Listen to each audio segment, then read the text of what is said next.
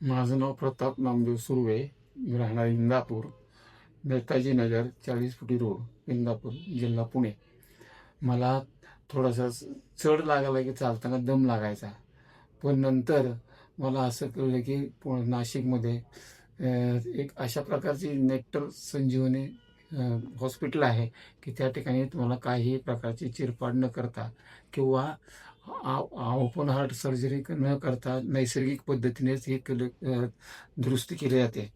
तर त्याप्रमाणे मला माणिकराव सोनवणे आणि डॉक्टर निकम यांनी इन्व्हाइट केलं आणि सांगितलं की सर तुम्ही इथे या, आम्ही तुम्हाला तुमची सगळी देखभाल करतो.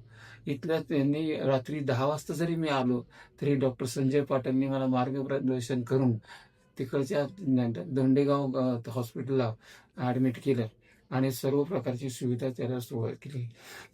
पेशंटला जे आवश्यक असणाऱ्या सर्व गोष्टी अंथरूण पांघरूण, टी व्ही, करमणुकीची साधनं, मोबाईल, AC या सर्वच गोष्टी त्यांनी पुरवल्या आणि कसल्याही प्रकारची ददात पडली नाही.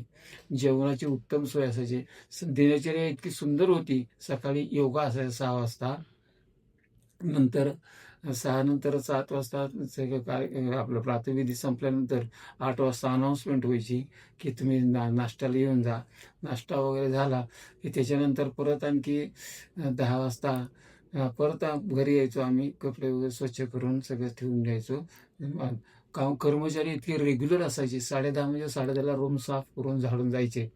अशा प्रकारची सेवाव्रत असणारी माणसं या इन्स्टिट्यूटमध्ये आहेत. आणि एवढा मोठा एरिया असून सुद्धा सर्वत्र बागकाम आणि सर्वत्र फुलझाडं मेंटेन केलेली आहेत किंवा जतन केलेले आहेत. आणि त्यामुळं आजारी माणसाला आपण आजारीच आहोत अशा प्रकारची भावनाच होत नाही.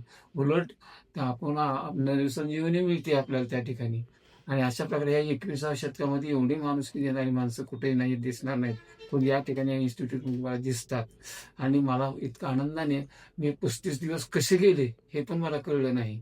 आणि नंतर दुपारी 4 वाजता घरच्या रूममध्ये, प्रत्येक रूममध्ये एक बॉक्स आहे. त्या बॉक्समध्ये अनाऊन्समेंट केली जाते. त्या बॉक्स सर्व कर्मचाऱ्यांना ती अनाऊन्समेंट ऐकवली जाते. आणि अशा प्रकारे त्या वेळेला त्या गोष्टी घडतात अनाऊन्समेंटमुळं. आणि रूममध्ये आणखी एक फोन आहे. त्याचा 100 नंबर फिरवला की आपल्या गरजेप्रमाणे काहीही सेवा उपलब्ध होते. उदाहरणार्थ मला चालत कंटाळा आला असेल तर गाडी लगेच येते माझ्यासाठी आणि मला डायनिंग हॉलमध्ये चालत असेल, ECPला असेल, योगाचार्य प्रथम याला मसाजला असेल, या सर्व सेंटरवर घेऊन जाते आणि ते झाल्यानंतर परत आणखी घरी आणून सोडते. अशा प्रकारचे सेवाव्रत असणारी ही माणसं या ठिकाणी या इन्स्टिट्यूटमध्ये आहेत. अशा प्रकारे मला 35 दिवस कसे निघून गेले हे कळलं पण नाही. जेवणाचं विशेष म्हणजे गरम गरम जेवण दरवेळेला मिळायचं. चुलीवरून गरम निघाली पोळी लगेच ताटात यायची. भाज्या सर्व ताटात यायच्या. फक्त एकच त्याच्यामध्ये उणीव होती की थोडं तेलकटपणा, तिखटपणा आणि अळणी अशा प्रकारचे जेवण. पण ते आवश्यकच होतं.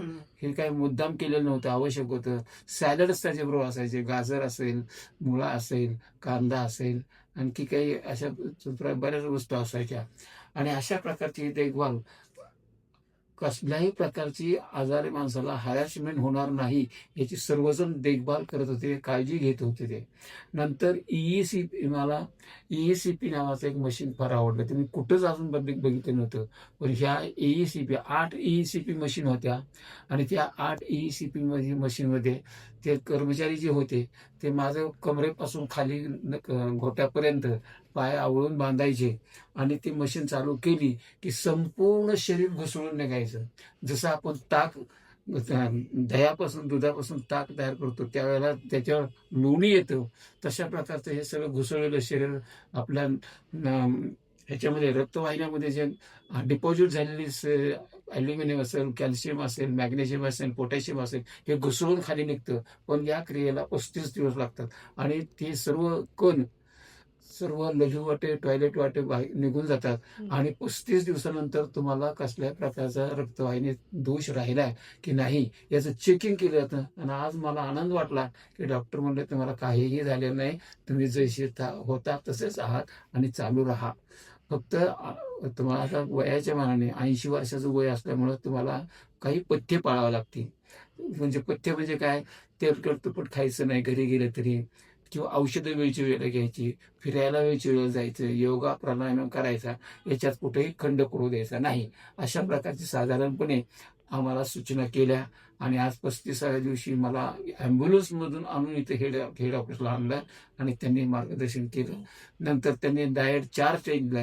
त्या डाएट चार्टमध्ये असं आहे की कोणत्या वस्तू कधी खायच्या, कोणत्या वस्तू खायच्याच नाही आणि कोणत्या वस्तू अजिबात खायच्या नाहीत, या सर्वच गोष्टीचं आम्हाला मार्गदर्शन केलं. आणि सरांनी आम्हाला व्यवस्थितपणे मार्गदर्शन करून तुम्ही आता जाऊ शकता. आणि 6 महिन्यांनी त्यांनी जे दिलेल्या गोळ्या आहेत, त्या गोळ्या जर तुम्हाला त्याचा इफेक्ट वाटला तर त्याचा डोस आपण कमी करू आणि अशा प्रकारे त्याचं प्रॅक्टिकल इन्शुलिन कसं घ्यायचं ह्याचं प्रॅक्टिकल सुद्धा करून दाखवलं आणि गोळ्याचा चार्ट दिला. आणि अशा प्रकारे आम्हाला त्यांनी या ठिकाणी नम्रपणे सांगतो की अशा प्रकारची माणसं जर आपल्या देशामध्ये असतील, या देशामध्ये मॅडम या इन्स्टिट्यूटमध्ये भोपाळ, उत्तर प्रदेश, मध्य प्रदेश, पंजाब, जम्मू काश्मीर कुठले कुठले लोक होते, म्हणजे ऑल इन वन. महाराष्ट्राचे एकीकरण कुठं असतं ते इथंच बघायला मिळालं मला. सर्वजण हिंदी भाषिक होते, कुणाला इंग्लिश येत होतं, कुणाला काय, पण सर्वजण एकोप्याने राहत होते आणि सहकार्याने राहत होते. एकमेकाला कमी काय पडलं तर द्यायचे घ्यायचे, अशा प्रकारच्या सहकार्याची भावना या सर्वजण रोग्यांना किंवा जे पेशंटला असं मिळत होते. आणि त्यांच्यात आपुलकीने भावना.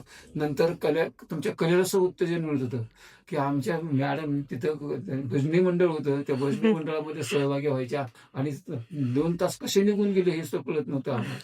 गीत रामायण असो, नंतर दर रविवारी आम्हाला पिक्चर दाखवला जायचा.